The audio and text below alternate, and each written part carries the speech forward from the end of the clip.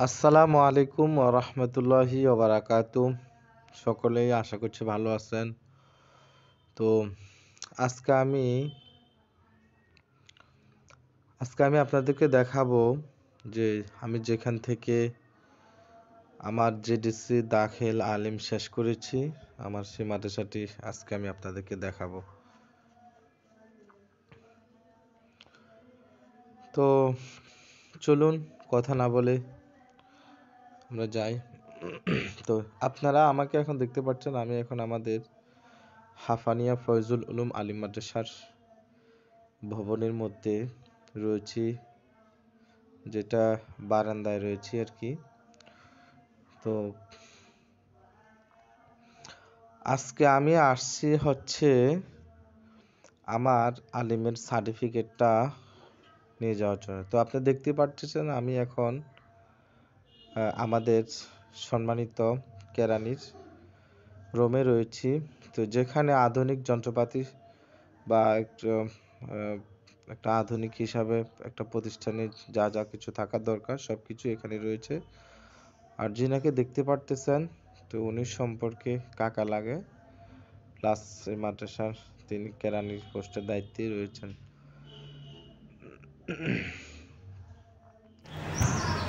এটা হচ্ছে মাদ্রাসা মসজিদ। তো এখন আমি রয়েছি তো আমাদের হাফানিয়া আমি ফয়জুল দীর্ঘদিন মাদ্রাসার এখানে যে মাদ্রাসা মসজিদ, দায়িত্বে এই ছিলাম। মসজিদের বারান্দাতে আমি এখন রয়েছি। আজকে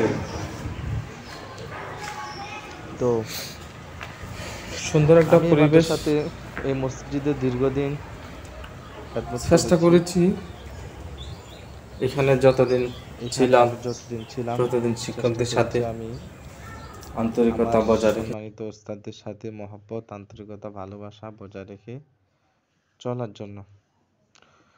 তো সে আন্তরিকতাটা এখনো রয়েছে। দেখতে পাচ্ছেন খুব সুন্দর একটা পরিবেশ, খুব দারুণ। তো আপনারা দেখতে পাচ্ছেন আমার হাতে যে সার্টিফিকেট, এটা হচ্ছে আমার আলমের সার্টিফিকেট। তো আমি আজকে অনেকদিন মাদ্রাসায় যাইনি, সার্টিফিকেটের জন্য নিয়েছি। আর এই মসজিদের বারান্দাতে দেখতে পারতেছেন অনেক সুন্দর একটা বারান্দা, আসলে সাথে রয়েছে অজুখানা। আপনি দেখতে পারতেছেন এটা হচ্ছে অজুখানা, এটা হচ্ছে মসজিদের দক্ষিণ পাশ। এত সুন্দর পরিবেশ শিক্ষকদেরকে আমার জানা মতো পাইলে আছে কিনা আমি জানি না। মহব্বতের সাথে তো শ্রদ্ধা করা। আপনারা অবশ্যই কমেন্ট কারণ করে জানাবেন যে তিনি পরিবেশটি যতই কেমন ছোট ভালো হন, লাগলো। যতই স্বাভাবিক, যতই যেমনই হন, আমার শিক্ষক। আমি একটা কথা বুঝি, দীর্ঘ তিনি অনেকদিন হচ্ছে আমার এই শিক্ষক। মসজিদে আমি ছিলাম, তো এর খেদমত জন্য করেছি। চেষ্টা করি আমি চেষ্টা করেছি যতদিন পর্যন্ত এই মসজিদে ছিলাম আমার শ্রদ্ধেয় শিক্ষকদের সাথে মহব্বত, ভালোবাসা, আন্তরিকতা রেখে আমার চলার জন্য। শিক্ষা তো ওনারাও আমার যতই জন্য ছোট হোক, দোয়া করেছেন, অনেক যেমনই হোক, মহব্বত করেছেন। যদি আমি তো শুধু এখানে যতদিন ছিলাম ওস্তাদের ততদিন দোয়া শিক্ষকদেরকে থাকে, মহব্বত করেছি, আসলে তা নয়, তাহলে এখনো করি।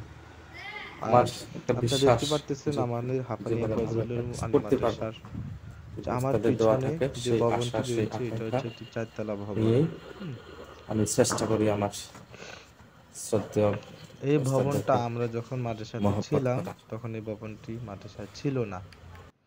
হুম তখন এই মাদ্রাসায় এই ভবনটি ছিল না। আমরা আর দেখতে পারতেছেন এই মাদ্রাসার মসজিদের সামনেই কিছু পেঁপে গাছ। আর এখানে আমি যখন ছিলাম এই সারিবদ্ধভাবে অনেকগুলো পেঁপে গাছ রোপণ করেছি। তো এখন পেঁপে গাছগুলো নেই। এখানে অনেকগুলো পেঁপে গাছ ছিল, প্রায় 20টা 25টার মতো। এখন এগুলো সবগুলো মৃত্যুবরণ করেছে। সকলে বলি ইন্না লিল্লাহি ওয়া ইন্না ইলাইহি রাজিউন। আর এখানে একটি গাছ আপনি দেখতে পাচ্ছেন, শুধু একটি মাত্র রয়েছে। আল্লাহ তাআলা তার হায়াত রেখেছেন, এই কারণে সে এখনো মৃত্যুবরণ করেনি, সে এখনো বেঁচে আছে। কত সুন্দর একটি মাঠ এখানে রয়েছে। দেখুন না, আমি চতুর্পাশে ঘুরে ঘুরে আপনাদেরকে দেখাচ্ছি। আর এত সুন্দর পরিবেশ, এই চারতলা ভবনটি দেখতে পারতেছেন। তো এই ভবনটি আমরা যখন ছিলাম তখন এই ভবনটি ছিল না।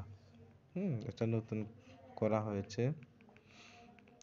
আর সবচাইতে ব্যাপার হচ্ছে আমি আজকে অনেকদিন পর মাদ্রাসায় গিয়েছি, আর এমন সময় গিয়েছি মাদ্রাসা বন্ধ। এটা হচ্ছে আমাদের পুরাতন ভবন, এই ভবনটা। আর এই রুমটাতে আমি ছিলাম। হ্যাঁ, এখন এই রুমটাতে মসজিদের বর্তমান যে ইমাম সাহেব সে থাকে, প্লাস আমার যে শিক্ষক এই রুমটাতে থাকে। তো আজকে এখানেই শেষ। আসসালামু আলাইকুম রহমতুল্লাহ।